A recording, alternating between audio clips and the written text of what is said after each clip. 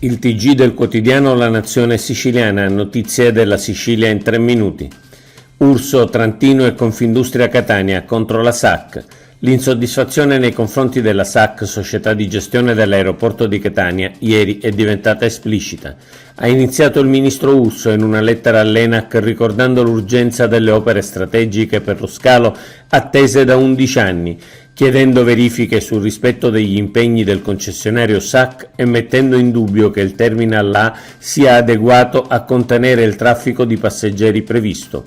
Subito dopo è arrivata la nota di Confindustria Catania che descrive un calvario per i passeggeri, perdite incalcolabili per le imprese e un grave danno d'immagine per la città, mentre SAC continua con dichiarazioni che stridono con la realtà.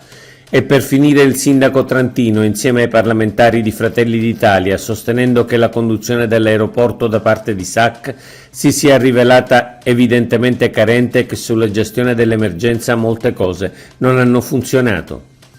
40.000 pernottamenti perduti e continue disdette. Secondo Assoturismo Confesercenti, i disagi determinati dall'incendio dell'aeroporto di Catania hanno fatto saltare almeno 40.000 pernottamenti in Sicilia e gli albergatori di Siracusa segnalano disdette per i mesi di agosto e settembre in quella che sembrava un'estate record per il turismo.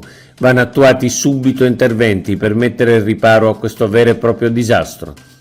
Ritornano le province con l'elezione diretta. La Commissione Affari Istituzionali dell'ARS ha approvato il disegno di legge che prevede l'elezione diretta degli organi delle province.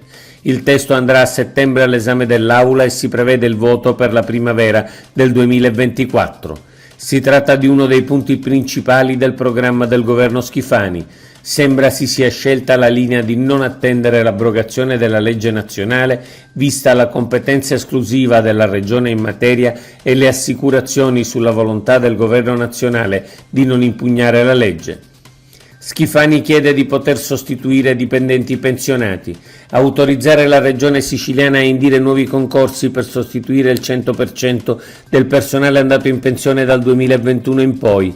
Il presidente della Regione Renato Schifani ha formalizzato con una nota al ministro dell'Economia Giancarlo Giorgetti la richiesta di superare il precedente accordo Stato-Regione che aveva bloccato ogni assunzione in Sicilia. Gare in Regione, accelerate procedure, aumentati i risparmi. Negli ultimi 4 mesi la Centrale Unica di Committenza della Regione Siciliana ha aggiudicato il 40% delle gare di quest'anno per un valore che sfiora il €1 miliardo al netto dei ribassi, che hanno a loro volta determinato un notevole risparmio. Lo rende noto l'assessorato regionale dell'economia, al quale fa capo la Centrale Unica di Committenza per l'acquisizione di beni e servizi. Roberto Lagalla, 1 anno da sindaco di Palermo. Palermo non si aggiusta in un giorno, ma molto è stato fatto da questa giunta. Questo è il succo della relazione del sindaco Roberto Lagalla nel bilancio del suo primo anno di governo, tenendo sempre a riferimento il valore della legalità. Sono tanti i risultati ottenuti nel corso di quest'anno, ma 2 bastano a dare al sindaco Lagalla una valutazione positiva. La fine totale dell'emergenza al cimitero dei Rotoli, che vedeva insepolte da anni oltre 1200 salme, e l'approvazione del bilancio comunale, di fatto bloccato dal 2019. Si può dire che Palermo ha un sindaco e una giunta al lavoro. Oggi è tutto. Per l'informazione della Nazione Siciliana, notizie.sicilia. Approfondisci su www.lanazionesiciliana.eu.